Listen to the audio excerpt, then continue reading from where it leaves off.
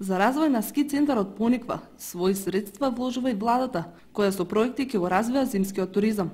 Ако до пред 20 години се вложуваше во зимските центри во Западна Македонија, овој пат инвестирањата се насочени во овој зимски центар. Во изминатиот период беше акцентот ставен на Маврово и Попова шапка, меѓутоа се надевам дека сега тој момент ќе се пресели и овде во Источна Македонија.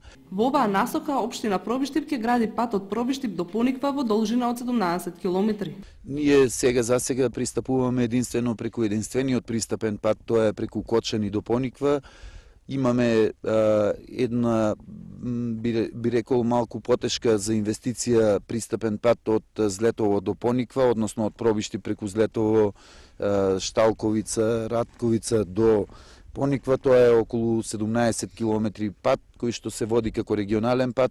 Се надевам дека ќе влезе во некоја од наредните програми на Агенцијата за државни патишта и со целата таа поврзаност инфраструктурна и до Пробиштип, и до Македонска Каменица, и до Крива Паланка од север, Пониква ќе го добие